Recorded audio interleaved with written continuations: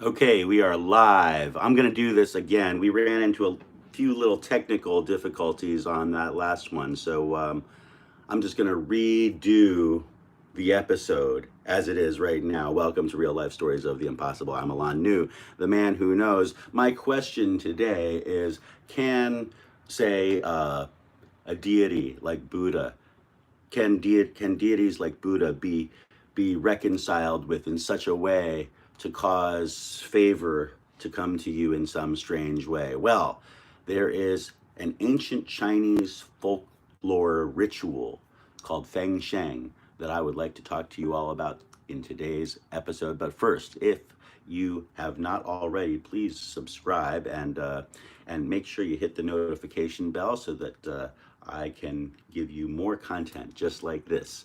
Meanwhile, this week we talked a lot about different types of Asian deities. Recently, there was the splitting of the stone Sosheki, called Sesho Seki in Japan. Sesho Seki is called the killing stone, and that particular stone literally split open last Monday on March the 5th, and supposedly releasing the demon spirit known as Tamama no Mei. And that spirit is now supposedly wandering around along with all the other demon spirits that wander around on this planet. Apparently, there are lots. And according to Japanese folklore, there are many. So in Japanese folklore, of course, a lot of it comes from Chinese folklore. And my aunt ended up exercising this strange ritual called Feng Sheng on to in order to get Buddha's attention after her daughter, my cousin, who was very young at the time, she was just 18. She'd gotten into a car accident on a Florida turnpike and was in a coma. So already one of the more mysterious things was she was she was found outside of the car after the car tumbled several times into a side area of the road and caught on fire, in fact. And so the fact that the car was on fire was very fortunate. She was no longer in the car.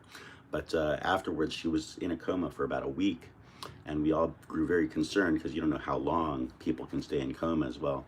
My aunt decided to practice this ancient Chinese folklore ritual called Feng Sheng. So the idea behind how she did it was she went to the local market and she purchased all of their market fish out of the tank. So the market fish that are swimming around in the tanks getting ready to be eaten, she basically brought buckets of water over there and said, fill them up with all of your market fish. And she bought them all. And then she took them out to the back of the lake where she lived and she just set them free. So meanwhile, she's praying to Buddha and telling Buddha to recognize her for her good deeds, that she's freed and given real life to fish that were destined to die. And and that word eventually got to me.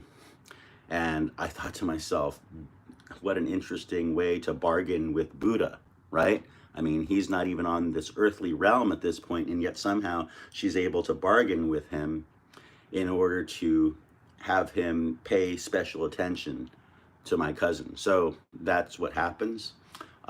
She ends up causing like a little bit of a ripple in the entire community. They actually are big people who are they're big funders of the local Buddhist community in Central Florida. So all of the local Buddhist community started to do the Feng Sheng as well. So they would go off and grab some feeder goldfish from the local pet stores and go off into the local ponds and lakes of Central Florida, releasing them. And meanwhile, as this is happening, I'm thinking to myself, I wonder if Central Florida even knew why there was this reduction of market fish in the local grocery stores and feeder goldfish in the pet stores. And I also wondered how long those fish would actually live themselves in the ponds and in the lakes of Central Florida. But apparently, those freshwater lakes are nice. They're ripe for living the rest of your life, as far as I'm concerned, for a freshwater fish. So that happened, and 3 days later,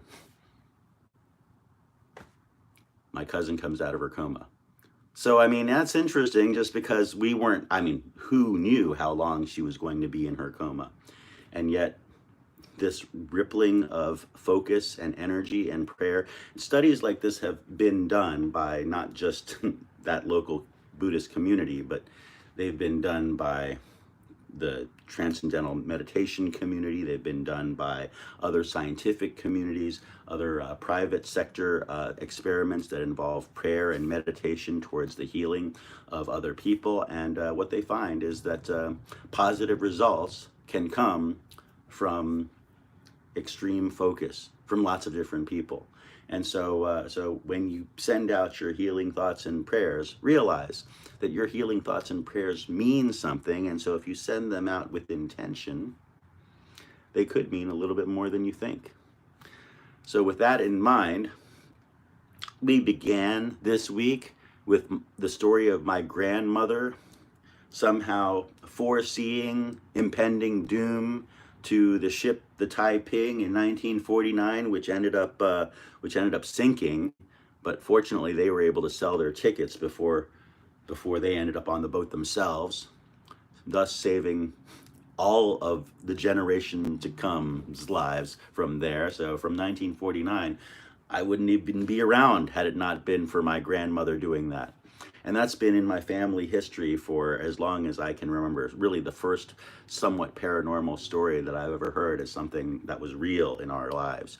Then we continued because there was breaking news of the recent rock splitting in Japan, the rock known as the Killing Stone, or Seshoseki, literally split in half, thus releasing the demon that was inside, that was trapped inside by a couple of different Buddhist monk warriors that turned the nine-tailed fox demon spirit into a stone.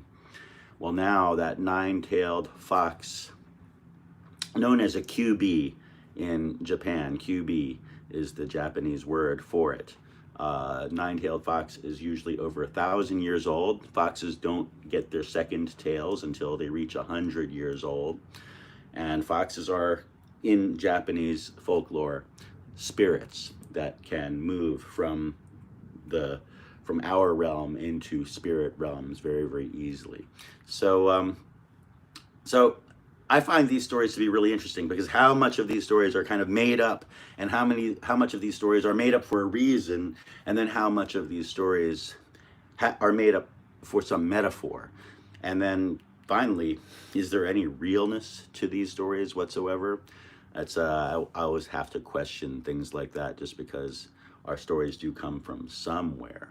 And even if they do come from our mind, perhaps there is something real just about that by itself. That being said, these are my real life stories of the impossible.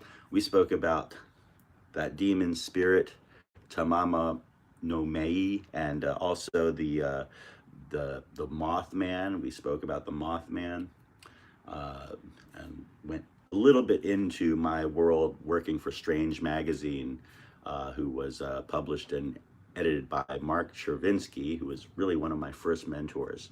And Mark, may he rest in peace, was an amazing guy, really, really an amazing performer, an amazing historian, an amazing researcher of strange phenomenon. And many of the reasons why I even do this is because of him and my relationship with him throughout my early years in my life. So shout out to the Chervinskys and Mark Chervinsky.